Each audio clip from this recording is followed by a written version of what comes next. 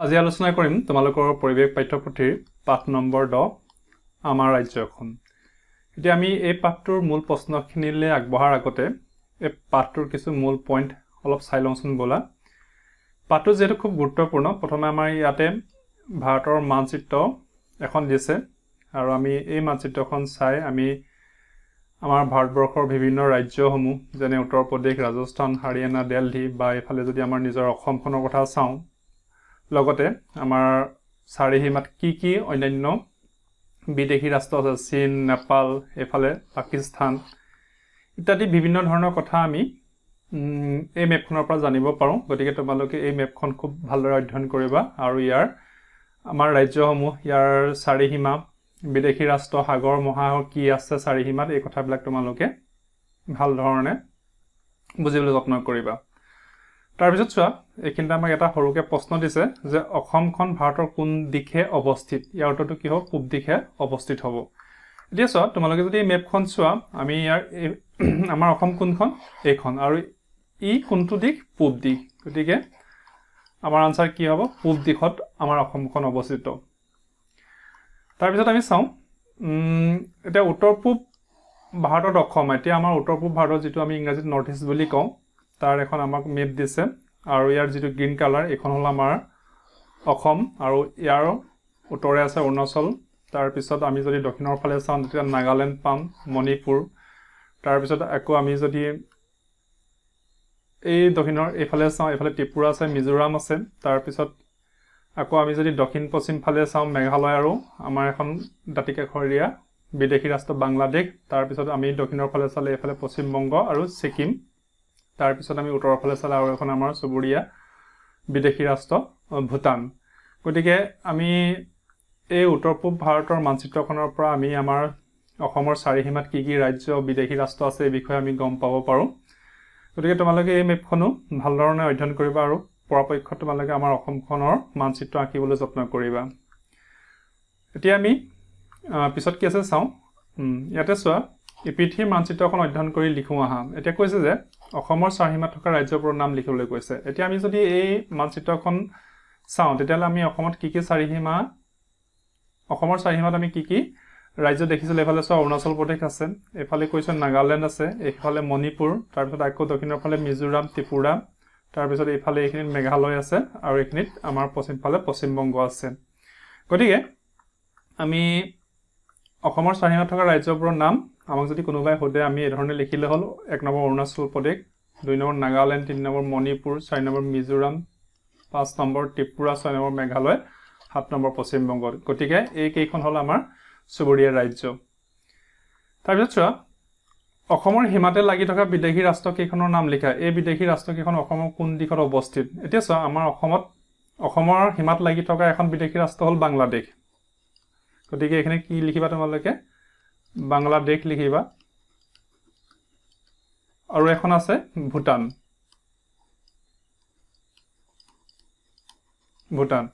গতিকে আমাৰ অসমৰ সীমাত লাগি থকা বিদেশী ৰাষ্ট্ৰকেইখন কি হৈছে? বাংলাদেশ আৰু ভূটান।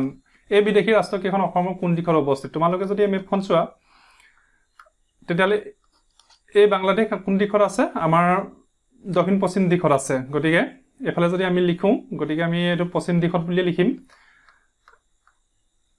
বাংলাদেশ ক'ত আছে? পশ্চিমত আছে, পশ্চিম দিশত। আকৌ ভূটানখন চোৱা, ভূটানখন কোন দিশত আছে? ভূটানখন যদি আমি এইখনত চাওঁ, এইফালে আমাৰ উত্তৰ ফালে আছে। এইটো উত্তৰ পশ্চিম হ'ব আৰু, কিন্তু আমি এইফালে উত্তৰে লিখিছোঁ। ভূটান কোন ছাইডত? উত্তৰ। এইটো তোমালোকৰ বহীত ধুনীয়াকৈ লিখি পেলাবা যে বাংলাদেশ আৰু দুখনেই ৰাষ্ট্ৰ আছে আমাৰ বিদেশী ৰাষ্ট্ৰ। এখন হ'ল বাংলাদেশ, এখন আমাৰ পশ্চিম ফালে আছে, আৰু ভূটানখন উত্তৰ ফালে আছে। নেক্সট চাওঁ, এইখিনিতে চোৱা, এইখিনিতে অলপ ইম্পৰ্টেণ্ট কথা এটা আছে যে পাহাৰ পৰ্বতৰ কথা এইখিনিতে কৈছে যে পাহাৰ পৰ্বত কিনো পাহাৰ পৰ্বত।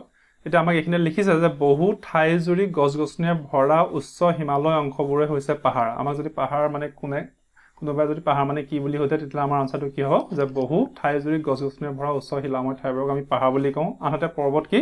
পৰ্বতবোৰ পাহাৰতকৈ অলপ ওখ। যে আকৌ পাহাৰতকৈ ওখ আৰু বহুদূৰ বিয়পি থকা শিলাময় অংশবোৰক পৰ্বত বোলা হয়।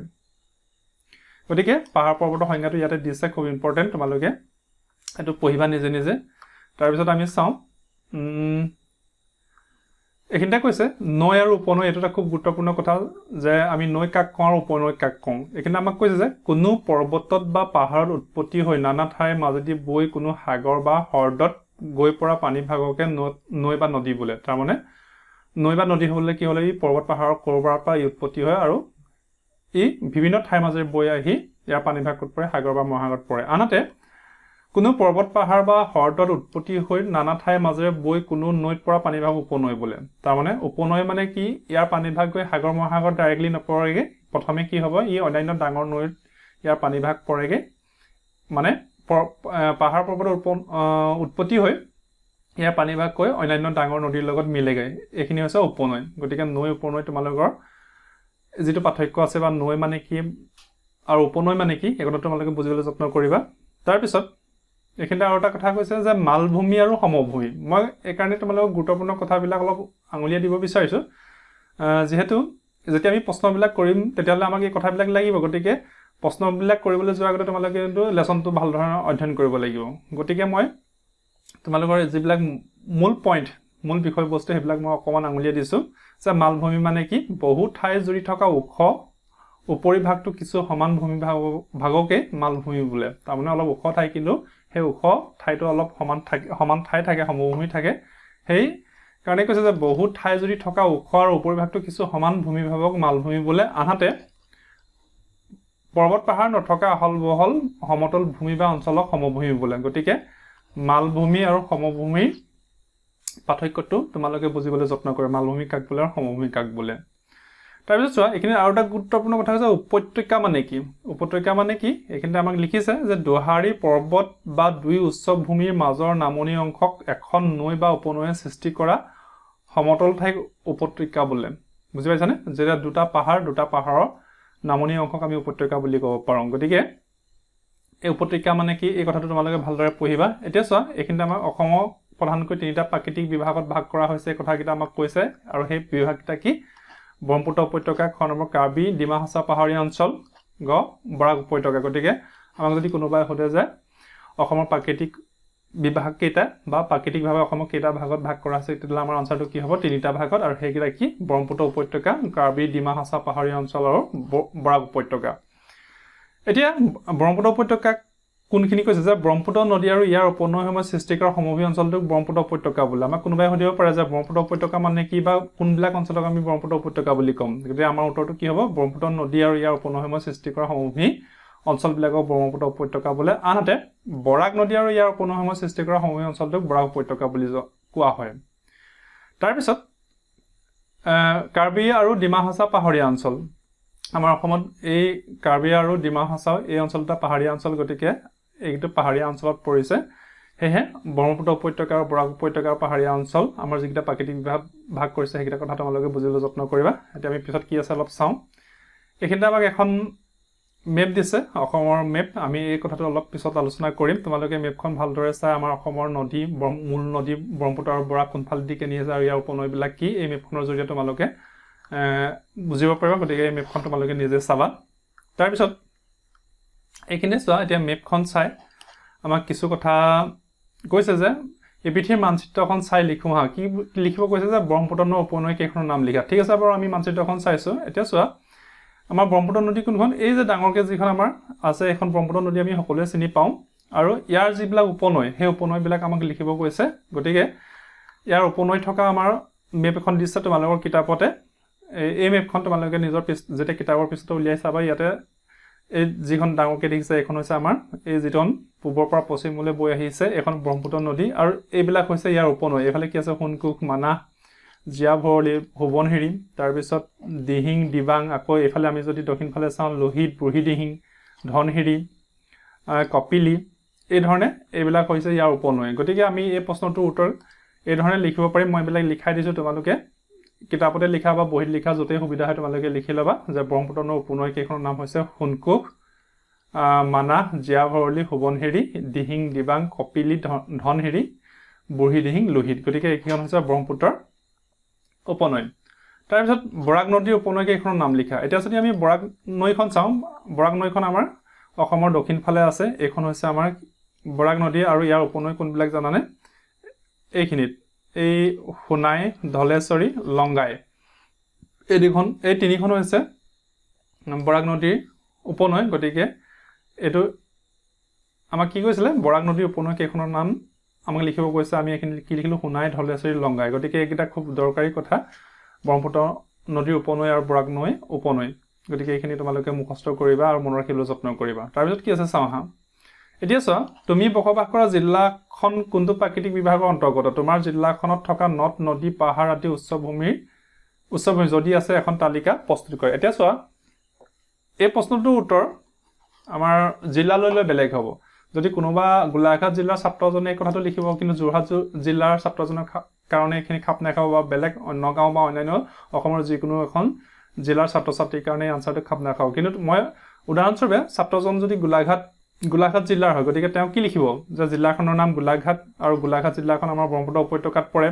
নদ নদীৰ নাম গোলাঘাটত ধনশিৰি দৈয়াং এনেকৈ নদী আছে আৰু পাহাৰৰ নাম দেওপাহাৰ এই কথাটো গোলাঘাট জিলাৰ ছাত্ৰ বা ছাত্ৰীগৰাকীৰ কাৰণে খাপ খাব কিন্তু যদি কোনোবা যোৰহাটৰ হয় কোনোবা নগাঁও হয় কোনোবা ধুবুৰী হয় কোনোবা গোৱালপাৰা হয় তেতিয়াহ'লে এই আনসাৰটো তোমালোকৰ জিলাখনৰ অনুযায়ীহে লিখিবা বুজি পাইছানে যদি তোমালোকৰ জিলাখন ইয়াত গোৱালপাৰা হয় তেতিয়াহ'লে গোৱালপাৰাৰ কথা লিখিব লাগিব আৰু কোনোবা যদি নগাঁও হয় নগাঁৱৰ কথা লিখিবলৈ গতিকে মই এইটো গোলাঘাটৰ হৈ লিখি দিছোঁ যে জিলাখনৰ নাম গোলাঘাট প্ৰাকৃতিক বিভাগটোৰ নাম ব্ৰহ্মপুত্ৰ উপত্যকাত নদ নদীৰ নাম ধনশিৰি দৈয়াং আৰু পাহাৰৰ নাম দেওপাহাৰ গতিকে কথাটো বুজি পাইছে তোমালোকে নিজৰ জিলাখনৰ অনুযায়ী কথাটো লিখিবা এইখিনি অসমৰ নদ নদীৰ কথা দিছে এইখিনি তোমালোকে নিজে পঢ়িবা তাৰপিছত আৰু কি কথা আছে এইখিনি চোৱা ব্ৰহ্মপুত্ৰ নৈ উত্তৰ পাৰৰ উপনৈসমূহ এতিয়া চোৱা আমি ব্ৰহ্মপুত্ৰ নৈ উত্তৰ পাৰ মিন্স এই পাকৰ নদী এই ফালটো কি হয় উত্তৰ ইয়াত কি আছে সোণকোষ আছে মানাহ আছে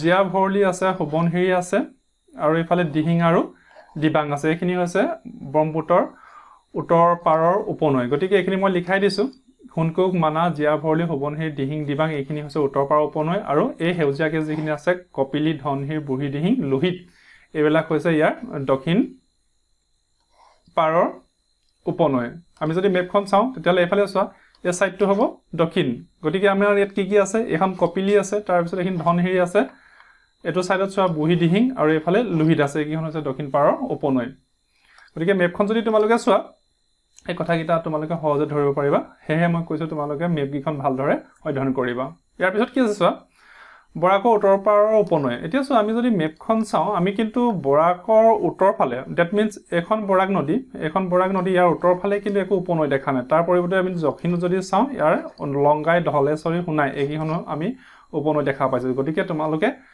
এইটো কি লিখিব লাগিব মই কিন্তু ইয়াত উত্তৰ পাৰৰ নৈ দেখা নাই কাৰণে লিখা নাই এইখিনিত চোৱা বৰাক নৈ দক্ষিণ পাৰৰ উপনৈ তোমালোকে সোণাই ধলেশ্বৰী লংগাই এই তিনিখন নদীৰ নাম লিখি দিবা এই তিনিখন নদী বৰাকৰ দক্ষিণ ফালে আছে তাৰপিছত চোৱা এইখিনি সুধিছে আমাক গাত বাকলি থকা মাছ আৰু গাত বাকলি নথকা মাছ গতিকে এইখিনি মই কেইবিধমান বহুত আছে এনেকুৱা বাকলি থকা আৰু বাকলি নথকা মাছ মই কিছুমানৰ নাম লিখি দিছোঁ তোমালোকৰ ফালৰ পৰা লিখিবা আৰু কি মনত থাকে তোমালোকৰ এইফালে বাকলি থকা মাছ কাৱৈ গৰৈ পুঠি ৰৌ বাহু মিৰিকা চিতল এইদৰে এইবিলাক মাছৰ বাকলি আছে আনহাতে বাকলি নথকা মাছবিলাক মাগুৰ শিঙি চেঙেলী তোৰা কচ বৰালি এনেকুৱা ঢেৰ মাছ আছে যাৰ বাকলি নাই আৰু কিছুমানৰ বাকলি আছে গতিকে বাকলি থকা নথকা মাছৰ বিষয়ে তোমালোকে মই এই ধৰণে লিখাই দিছোঁ 2-4টা মাছৰ নাম তোমালোকৰ ফালৰ পৰা লিখি ল'বা এতিয়া এইখিনি চোৱা দলত আলোচনা কৰি লিখোঁ আহা এইখিনি কি দিছে আমি কথাটো চাওঁ দলত আলোচনা কৰি তলত দিয়া ধৰণে তোমালোকৰ অঞ্চলটোৰ বিষয়ে লিখা কিন্তু এইখিনি এটা কথা মন কৰিবা ইয়াত অঞ্চল ভেদে এই আনসাৰটো বেলেগ হ'ব এতিয়া মই এই যিখিনি কথা তলত লিখিছোঁ এইখিনি মই গোলাঘাট জিলাৰ খাপ খোৱাকৈ লিখিছোঁ গতিকে কোনোবা যদি তোমালোক নগাঁও হয় কোনোবা গোৱালপাৰা হয় কোনোবা শিৱসাগৰ ডিব্ৰুগড় তেতিয়া কিন্তু আনসাৰটো বদলি যাব সেই কথাটো ধ্যান ৰাখিবা গতিকে এই তলৰ যিখিনি আনসাৰ এইখিনি কিন্তু কেৱল গোলাঘাট জিলাক লৈহে লিখা হৈছে এতিয়া প্ৰথমে আমাক কি হৈছে ভূপ্ৰাকৃতিক পৰিৱেশ সমতল নে পাহাৰ এতিয়া চোৱা গোলাঘাট জিলাখন সাধাৰণতে সমতল ইয়াতে বৰ পাহাৰ পৰ্বত নাই গতিকে এইখন সমতল লিখিম কিন্তু কোনোবা যদি কাৰ্বি আংলং হয় কোনোবা যদি ডিমা হাছা হয় তেতিয়াহ'লে তেওঁলোকে কিন্তু পাহাৰীয়া লিখিব লাগিব ইয়াৰ নৌ উপনৈ আমাৰ গোলাঘাটখনত কি হৈছে মূল নদী ব্ৰহ্মপুত্ৰখন কিন্তু আমাৰ উত্তৰ সীমাত এনেকৈ চুই গৈছে সীমাই গতিকে ইয়াৰ উপনৈখিনি দুখন আছে ধনশিৰি দৈয়াং লিখি দিছোঁ আৰু 2-3খন সৰু নদী আছে মই লিখা নাই আৰু গতিকে তোমালোকে বিচাৰি লিখিবা তাৰপিছত বাসিন্দাসকলৰ জীৱিকা যে ইয়াত বাসিন্দাসকলে কি কাম কৰে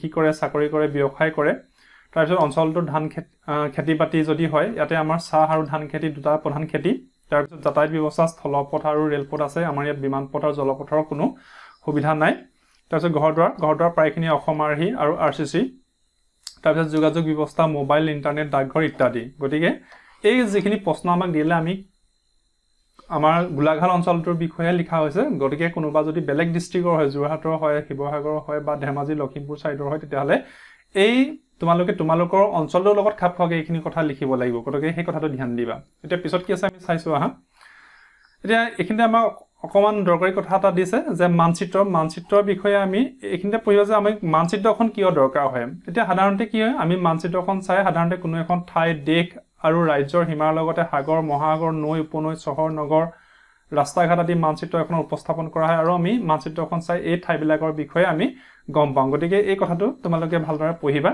এইখিনি খুব গুৰুত্বপূৰ্ণ কথা কৈছে আৰু মানচিত্ৰত কিছুমান সাংকেতিক চিহ্ন ব্যৱহাৰ কৰা হয় যে সেই সাংকেতিক চিহ্ন কোনবিলাক আন্তৰ্জাতিক সীমা বুজাবৰ কাৰণে এইটো আকৌ জিলা বুজাবৰ কাৰণে এইটো ৰেলপথ বুজাবৰ কাৰণে এই ধৰণে নৈ এই ধৰণে বুজায় পৰ্বত পাহাৰ এইটো সাংকেতিক চিহ্ন লয় আকৌ ৰাজ্যৰ সীমা বুজাবৰ কাৰণে এইটো ৰাজধানীৰ কাৰণে এইটো জিলা সদৰ ঠাইৰ কাৰণে এইটো এনেকৈ ব্লেক ডট ৰাষ্ট্ৰীয় ঘাইপথটো এইটো আৰু উপনৈ এই ধৰণে বুজায় গতিকে পৰীক্ষাত আহিব পাৰে কিন্তু দেই এইখিনি বৰ দৰকাৰী তোমালোকে মানচিত্ৰত কোনবিলাক সাংকেতিক চিহ্ন ব্যৱহাৰ কৰা হয় তোমালোকে এইবিলাক কথা কিন্তু মনত ৰাখিব লাগিব তাৰপিছত এইখিনি মানচিত্ৰৰ সহায়ত আমাৰ জিলাসমূহৰ লগত চিনাকি হওঁহা তোমালোকে মানচিত্ৰখন চাই আমাৰ কি জিলা আছে আমাৰ অসমখনৰ মুঠ জিলা কিমান কোনফালে কি জিলা আছে সেই কথা আমি তোমালোকে নিজে চাবা তাৰপিছত আমি কি আছে চাইছো এতিয়া চোৱা এখানে কিছু প্ৰশ্ন দিছে এই প্ৰশ্নখিনি মই তোমালোকক কৰাই দিছো যে পাঠত দিয়া অসমৰ মানচিত্ৰখন চাই তলত দিয়া কাৰ্যসমূহ কৰা এটা প্ৰথমে কি যে অসমৰ মানচিত্ৰখন ভালকৈ চোৱা ইয়াৰ প্ৰতিখন জিলাৰ নাম লিখা আছে জিলাবোৰ এফালৰ পৰা চিনাক্ত কৰি নামবোৰৰ সৈতে হদৰ ঠাই তলৰ তালিকাখন লিখা এই ধৰণে তোমালোকক এখন তালিকা বনাব কৈছে মই তালিকাখন বাৰু তোমালোকক বনাই দিছো আমাক কি কৈছে যে প্ৰথমে আমাক এই মেপখন চাব কৈছে আমাৰ অসমৰ মেপখন চাব কৈছে ভাল ধৰণে আৰু ইয়াতে চোৱা এই মেপখনত আমাৰ তিনচুকীয়া ডিব্ৰুগড় এই ধৰণে আমাৰ গোটেই জিলাবিলাক কোনখন জিলা কোনখন ফালে আছে কালাৰ দি ভাল ধুনীয়াকৈ ইয়াতে দিয়া আছে তোমালোকে মানচিত্ৰখন অধ্যয়ন কৰি অসমৰ মানচিত্ৰখন অধ্যয়ন কৰি আমাৰ জিলাবিলাকৰ নাম আৰু ইয়াৰ সদৰ ঠাই এই যিবিলাক যে এনেকৈ ব্লেক ডট এটা দি এনেকৈ দিছে এইটো সদৰ ঠাই এইখিনি তোমালোকে এখন তালিকা বনাব দিছে তোমালোকে সেইখিনি কৰিব লাগিব এতিয়া চোৱা এইখিনি মই তোমালোকক কৰাই দিছো গতিকে এইখিনিত তোমালোকে এই ধৰণে লিখিবা অৱশ্যে তালিকাখন দীঘল তোমালোকে এনেকৈ চাই লিখে মই ইয়াত কমিং নং দিছো জিলাৰ নাম আৰু সদৰ ঠাই আমাৰ এক নম্বৰতে কি লিখিছো তিনচুকীয়া মই উজনিৰ ফালৰ পৰা আহি আছো এফালে তিনচুকীয়া সদৰ তিনচুকীয়া হয় আকৌ নেক্সট ডিব্ৰুগড়ৰ সদৰ ডিব্ৰুগড়ে চৰাইদেউ সোণাৰী শিৱসাগৰ যোৰহাটে মাজুলী গড়মূৰ তাৰপিছত একেলে আহিবা গোলাঘাট সদৰ গোলাঘাটে হয় পূব কাৰ্বি আংলং সদৰ ডিফু পশ্চিম কাৰ্বি আংলং সদৰ হামৰেন নগাঁও সদৰ নগাঁৱে হয় আৰু হোজাই জিলাৰ সদৰ হোজাই হয় ডিমা হাছাও হাফলং হ'ব গতিকে লিষ্টখন আৰু আছে এফালে কাছাৰৰ সদৰ শিলচৰ তাৰপিছত হাইলাকান্দি সদৰ হাইলাকান্দি কৰিমগঞ্জ মৰিগাঁও কামৰূপ মহানগৰ গুৱাহাটী তাৰপিছত কামৰূপ গ্ৰাম্য আকৌ সদৰ আমিনগাঁও হয় তাৰপিছত এফালে চোৱা গোৱালপাৰা সদৰ গোৱালপাৰাই লিখিব লাগিব দক্ষিণ হালমৰা মানকাছৰ তাৰ সদৰ হ'ল হাতশিঙিমাৰী তাৰ ধুবুৰী সদৰ ধুবুৰীয়ে হ'ব কুকুৰাঝাৰ সদৰ কুকুৰাঝাৰে আকৌ বঙাইগাঁও জিলাৰ সদৰ বঙাইগাঁৱে চিৰাঙৰ সদৰ কাজলগাঁও বৰপেটাৰ সদৰ বৰপেটাই হয় বজালীৰ সদৰ পাঠশালা বাক্সাৰ সদৰ মুছলপুৰ তাৰপিছত নলবাৰী সদৰ নলবাৰী হ'ব নেক্সট এফালে দৰং চোৱা দৰঙৰ সদৰ মঙলদৈ ওদালগুৰি সদৰ ওদালগুৰিয়ে হয় এফালে শেষৰ কেইখন শোণিতপুৰৰ সদৰ তেজপুৰ তাৰপিছত বিশ্বনাথ চাৰিআলি লখিমপুৰৰ সদৰ উত্তৰ লখিমপুৰ হ'ব ধেমাজি আৰু তামুলপুৰে হ'ব গতিকে আমাৰ টোটেল আমি কিমান পাইছো ইয়াতে 35খন আমাৰ এতিয়া বৰ্তমান 2024 চনলৈকে আমাৰ 35খন জিলা অসমত আছে গোটেই কিখনৰে মই তোমালোকক এই ধৰণে লিষ্ট বনাই দিছো তোমালোকে ভিডিঅটো স্লো কৰিবা পজ কৰি এইবিলাকৰ নাম ধুনীয়াকে এই ধৰণে লিখিবলৈ চেষ্টা কৰিবা এতিয়া এই জিলা আৰু জিলা সদৰ ঠাই লিখাৰ পিছত আমাক কি প্ৰশ্ন দিছিল আমি চাওঁচোন বলা এতিয়া এইখিনি কি দিছে চোৱা তুমি ভ্ৰমণ কৰা অসমৰ ঠাইসমূহৰ তালিকা এখন প্ৰস্তুত কৰা তুমি অসমৰ কোন ঠাইলৈ গৈছা সেই কথাটো তোমালোকে নিজে লিখিবা কোন ঠাইলৈ গৈছা মই এটো তোমালোকক ইনে জাস্ট উদাহৰণ স্বৰূপে তোমালোকক লিখাই দিছো তোমালোকে কোন ঠাইলৈ গৈছা সেই কথাটো তোমালোকে নিজে লিখিবা যে গোলাঘাট যোৰহাট, শিৱসাগৰ, ডিব্ৰুগড়, ধেমাজি, কাৰ্বি আংলং, নগাঁও, তেজপুৰ, বঙাইগাঁও, কোকৰাঝাৰ, ধুবুৰী। গতিকে এই তুমি ভ্ৰমণ কৰা ঠাইসমূহৰ তালিকা এই ধৰণে তোমালোকে প্ৰস্তুত কৰিবা। তাৰপিছত সদৰ ঠাইৰ সৈতে নিজৰ জিলাখন বিচাৰি উলিওৱা, যে তোমালোকৰ নিজৰ জিলাখন আৰু জিলাখনৰ সদৰ কি এইটো তোমালোকে বিচাৰি উলিয়াব লাগে। এইটো তোমালোকৰ এই ধৰণে তোমালোকৰ যিখন নিজৰ জিলা আৰু নিজৰ জিলাখনৰ সদৰ কি সেইমতে লিখিবা। মই ইয়াত জাষ্ট গোলাঘাট আৰু গোলাঘাটৰ সদৰ গোলাঘাটে লিখিছোঁ, কিন্তু কোনোবা যদি যোৰহাটৰ হয় তেতিয়াহ'লে তেওঁ ডিষ্ট্ৰিক্ট জিলাৰ কি হ'ব যোৰহাট হ'ব আৰু সদৰ কি হ'ব যোৰহাট হ'ব। এই ধৰণে কোনোবা যদি শোণিতপুৰ হয় তেওঁ জিলাৰ সদৰ কি হ'ব তেজপুৰ হ'ব। এই উত্তৰটো কিন্তু জিলালৈ বেলেগ হ'ব, গতিকে এই কথাটো তোমালোকে ধ্যান ৰাখিবা। তাৰপিছত অসমৰ ৰাজধানীৰ নামটো সাংকেতিক চিহ্নৰ সৈতে লিখা। অসমৰ ৰাজধানী নামটো লিখিব লাগে সাংকেতিক চিহ্নৰ সৈতে। সেইটো কি আছে? অসমৰ ৰাজধানী হ'ল দিছপুৰ। আৰু এই কথাটো এইখিনি আমাৰ এটা গুৰুত্বপূৰ্ণ যে অসমৰ ৰাজধানী দিছপুৰ আৰু সাংকেতিক চিহ্ন আমাৰ যিবিলাক মানচিত্ৰত ৰাজধানী বুজাবৰ কাৰণে যিটো সাংকেতিক চিহ্ন ব্যৱহাৰ কৰা হয় এইটো হ'ল এইটো মনত ৰাখিবা কিন্তু। তাৰপিছত নেক্সট অসমৰ চাৰিসীমাত থকা বিদেশী ৰাষ্ট্ৰ আৰু ৰাজ্যৰ নামবোৰ লিখা। এতিয়া আমি মেপখন যদি চাওঁ তেতিয়াহ'লে অসমৰ ৰাজ্যত দুখন বিদেশী ৰাষ্ট্ৰ আমি দেখা পাম আৰু কেইবাখনো আমাৰ চুবুৰীয়া ৰাজ্য আছে। তাৰ এখন তালিকা বনাব কৈছে, মই তোমালোকক ধুনীয়াকৈ এইখিনিতে বনাই দিছোঁ। তোমালোকে এইখিনি এই ধৰণে তালিকা বনাবা যে বিদেশী ৰাষ্ট্ৰ কি আছে বাংলাদেশ, ভূটান, আৰু এইফালে চোৱা ৰাজ্য কি আছে অৰুণাচল, নাগালেণ্ড, মেঘালয়, মণিপুৰ, মিজোৰাম, ত্ৰিপুৰা, তাৰপিছত তলত পশ্চিমবংগ। তেতিয়াহ'লে এই তালিকাখন তোমালোকে এই ধৰণে বনাবা। তাৰপিছত এইফালে চোৱা অসমৰ মানচিত্ৰখন চাই তোমাৰ জিলাখনৰ চাৰিসীমাটো লিখা। এতিয়া মই পুনৰবাৰ কৈছোঁ যে এই উত্তৰটো তোমালোকৰ জিলালৈ বেলেগ হ'ব। এতিয়া এই যিটো আনচাৰ কৰাই দি আছে এইটো গোলাঘাট জিলাখনৰ সীমাটো ইয়াত কৰা আছে। কোনোবা যদি বেলেগ বেলেগ জিলা হয় তেওঁলোকৰ উত্তৰে কি, দক্ষিণে কি, পূবে কি, পশ্চিমে কি এইবিলাক তোমালোকে নিজে চাই কৰিবলৈ যত্ন কৰিব লাগিব। এতিয়া গোলাঘাট জিলাখনৰ উত্তৰে কি আছে ব্ৰহ্মপুত্ৰ নদী, বিশ্বনাথ জিলা আৰু মাজুলী আছে। তাৰপিছত দক্ষিণে কি আছে নাগালেণ্ড আছে, পূবে যোৰহাট জিলা আৰু পশ্চিমে নগাঁও আৰু কাৰ্বি আংলং জিলা আছে। গতিকে এই আনচাৰটো কি হ'ব গোলাঘাট জিলাৰ চাৰিসীমাৰ বিষয়ে লিখা হৈছে। কোনোবা যদি বেলেগ ডিষ্ট্ৰিক্টৰ হয় তেতিয়াহ'লে এই আনচাৰটো বদলি যাব। গতিকে তোমালোকে নিজৰ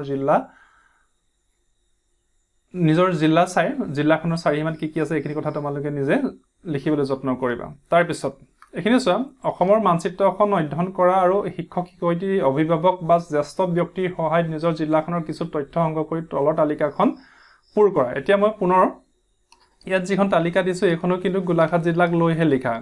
গতিকে তোমালোকে তোমালোকৰ জিলাখনৰ বিষয়ে জানি বুজি লিখিবলৈ চেষ্টা কৰিবা যে জিলাৰ নাম কি গোলাঘাট, সদৰ গোলাঘাট, মহকুমা গোলাঘাটৰ মহকুমা 4টা আছে। সেইকেইটা হৈছে গোলাঘাট, ধনশিৰি, বোকাখাট, মেৰাপানী। প্ৰধান ঠাইসমূহ গোলাঘাটৰ প্ৰধান ঠাইবিলাক হ'ল গোলাঘাট, বোকাখাট, দেৰগাঁও, খুমটাই, সৰুপথাৰ। এইকেইটা হ'ল গোলাঘাট জিলাৰ প্ৰধান ঠাই। তাৰপিছত নৈ উপনৈ, ব্ৰহ্মপুত্ৰ, ধনশিৰি, দৈয়াং, আৰু ইয়াৰ প্ৰধান হৈছে ধান, চাহপাত, তাৰপিছত যাতায়াত ব্যৱস্থা, স্থলপথ, ৰেলপথ। এই ধৰণে মই গোলাঘাট জিলাৰ বিষয়ে এই যিখন আমাক তথ্য তালিকা বনাব দিছে এইখন মই বনাই দিছোঁ। কিন্তু তোমালোকৰ জিলা অনুসৰি এইবিলাক বনাবলৈ চেষ্টা কৰিবা, ঠিক আছে। তাৰপিছত কি আছে আমি চাওঁ আহা। এতিয়া চোৱা এইখিনিতে আমাক কিছু প্ৰশ্ন দিছে। প্ৰশ্নখিনি মই উত্তৰ তোমালোকক কৰাই দিছোঁ যে পাঠ্যপুথিত সন্নিৱিষ্ট অসমৰ মানচিত্ৰখনত তোমাৰ নিজৰ জিলাখন চিনাক্ত কৰি চাৰিসীমা লিখা। আমাক নিজৰ জিলাখন চিনাক্ত কৰিবলৈ কৈছে, তাৰপিছত আমাৰ চাৰিসীমাটো লিখিব কৈছে। এইটো কিন্তু মই পুনৰবাৰ কৈছোঁ গোলাঘাট জিলাক লৈ লিখাইছোঁ, তোমালোকে তোমালোকৰ জিলাখনলৈ লিখিব লাগিব। গতিকে আমাৰ জিলাখনৰ নাম হ'ল গোলাঘাট। গোলাঘাট জিলাখনৰ পূবে কি আছে যোৰহাট জিলা, পশ্চিমে আছে নগাঁও আৰু কাৰ্বি আংলং জিলা, উত্তৰে আছে ব্ৰহ্মপুত্ৰ নদী, বিশ্বনাথ জিলা আৰু মাজুলী, আৰু দক্ষিণে আছে কি নাগালেণ্ড। গতিকে এই প্ৰশ্নটোৰ আনচাৰ গোলাঘাট জিলাখনৰ ওপৰত লিখা হৈছে। আৰু কোনোবা যদি বেলেগ হয় যোৰহাটৰ হয়, শিৱসাগৰ হয়, ডিব্ৰুগড়ৰ হয় তেতিয়াহ'লে তোমালোকে নিজৰ জিলাখনৰ লগত খাপ খোৱাকৈ বা নিজৰ জিলাখনৰ চাৰিসীমাত কি আছে সেই কথাখিনি তোমালোকে লিখিবলৈ যত্ন কৰিব লাগিব। তাৰপিছত চোৱা মানচিত্ৰ এখনৰ সহায়ত আমি কি জানিব পাৰোঁ লিখা। এইটো এটা খুব দৰকাৰী প্ৰশ্ন যে মানচিত্ৰ এখনৰ সহায়ত আমি কি কথা জানিব পাৰোঁ। এইটো তোমালোকক মই লিখাই দিছোঁ। এইটো খুব এটা গুৰুত্বপূৰ্ণ, কিন্তু এইটো তোমালোকে লিখিবা এই ধৰণে ধুনীয়াকৈ যে মানচিত্ৰ এখনৰ সহায়ত আমি কোনো এখন ঠাই, দেশ আৰু ৰাজ্যৰ সীমাৰ লগতে সাগৰ, মহাসাগৰ, নৈ, উপনৈ, চহৰ, নগৰ, ৰাস্তা ঘাট আদিৰ বিষয়ে সাংকেতিক চিহ্নৰ সহায়ত জানিব পাৰোঁ। খুবেই এটা দৰকাৰী প্ৰশ্ন। তোমালোকে ভিডিঅ'টো পজ কৰি এই প্ৰশ্নটোৰ উত্তৰ তোমালোকে লিখিবা তাৰপিছত আমি চাইছো কি অসমৰ প্ৰধান প্ৰাকৃতিক বিভাগ কেইটা আৰু কি আমি পাঠটো আলোচনা কৰোঁতে ধনি পাইছিল যে অসমৰ প্ৰধান প্ৰাকৃতিক বিভাগ তিনিটা গতিকে এই প্ৰশ্নটোৰ উত্তৰ তোমালোকে এই ধৰণে লিখিবা যে অসমৰ প্ৰধান প্ৰাকৃতিক বিভাগ তিনিটা সেইকেইটা হ'ল এখানে এডাল দাৰি দিবা সেইকেইটা হ'ল ব্ৰহ্মপুত্ৰ উপত্যকা খ কাৰ্বি আৰু ডিমা হাছাও পাহাৰীয়া অঞ্চল তাৰপিছত গ বৰাক উপত্যকা গতিকে এইটোতে খুব দৰকাৰী প্ৰশ্ন মূল্যায়নত আহিব পাৰে বা আমি ইনো জানিব লাগে যে অসমৰ প্ৰাকৃতিক বিভাগ কেইটা আৰু কি নেক্সট প্ৰশ্ন কি আছে এতিয়া এখানে আমাক পাৰ্থক্য লিখিব দিছে নৈ আৰু উপনৈ মই গোটেইকেইটা খ পৰ্বত পাহাৰ গ মালভূমি সমভূমি গোটেইকেইটাৰে মই তোমালোকক পাৰ্থক্য লিখাই দিছো তোমালোকে ধুনীয়াকৈ ভিডিঅ'টো চাই লিখি ল'বা তাৰপিছত চোৱাটো পাৰ্থক্য লিখা নৈ উপনৈ এটো কি হ'ব যে কোনো পৰ্বতত বা পাহাৰৰ দুপতি হৈ নানা ঠাইৰ মাজেদি বৈ কোনো সাগৰ বা হ্ৰদত গৈ পৰা পানী ভাগক নৈ বা নদী বোলে আকৌ আনহাতে কোনো পৰ্বত পাহাৰ বা হ্ৰদত উৎপত্তি হৈ নানা ঠাইৰ মাজেৰে বৈ গৈ নৈত পৰা পানী ভাগকে উপনৈ বোলে গতিকে নৈ আৰু উপনৈ পাৰ্থক্যটো কি যে নৈ হ'বলৈ হ'লে এটা কথা চোৱা নৈ উপনৈ কিন্তু দুইখনে পৰ্বত পাহাৰ আদিতে উৎপত্তি হয় কিন্তু পাৰ্থক্যটো ক'ত আছে নদীৰ পানী ভাগ গৈ সাগৰ মহাসাগৰত পৰেগে আনহাতে উপনৈ পানীবিলাক কোনোবা ডাঙৰ নদীৰ বা অন্যান্য তেনেকুৱা ঠাইত পৰেগে মানে ডাইৰেক্টলি সাগৰ মহাসাগৰত নপৰেগে গতিকে পাৰ্থক্য হেতুৱে তাৰ পিছৰ যেটো আমাৰ দিছিলে পৰ্বত আৰু পাহাৰ তাৰ পাৰ্থক্যটো কি আছে যে পাহাৰতকৈ ওখ আৰু বহু দূৰ বিয়পি থকা হিলাময় অংশবোৰক পৰ্বত বোলা হয় সাধাৰণতে পৰ্বতৰ ঢালবোৰ পাহাৰতকৈ বেছি থিয় গৰিয়া হয় আনহাতে বহু দূৰ জুৰি গছ-গছনিৰে ভৰা উচ্চ হিমালয় অংশবোৰে হৈছে পাহাৰ গতিকে পাহাৰ আৰু পৰ্বতৰ পাৰ্থক্য এইটো এটাই কথা মন কৰিবা যে পাহাৰ আৰু পৰ্বত দুইটা একে ধৰণৰ বস্তু কিন্তু পৰ্বতবিলাক পাহাৰতকৈ ওখ সেই কথাটোৱে আমাক পাৰ্থক্য লিখিব দিছে সেই কথাটো ধুনীয়াকৈ ইয়াত মই লিখাই দিছো তাৰ পিছত চোৱা মালভূমি আৰু সমভূমি এটা মালভূমি আৰু সমভূমি কাক বোলে যে এখিনি কি আছে বহু ঠাই জুৰি থকা ওখ আৰু উপৰিভাগটো কিছু সমান ভূমিভাগক মালভূমি বোলে তাৰ মানে বহু ঠাই ওখ কিন্তু ওখ ঠাই জায়গাটো কিছু ঠাই আমি সমান ঠাই দেখা পাওঁ সেই তেনেকুৱা অঞ্চলবিলাকক মালভূমি কয় আনহাতে যিবিলাক অঞ্চলত পাহাৰ পৰ্বত নাই যে আনহাতে পৰ্বত পাহাৰ নথকা আহল বহল ভূমি বা অঞ্চলক সমভূমি বোলে গতিকে মালভূমি আৰু সমভূমিৰ পাৰ্থক্য এইটোৱে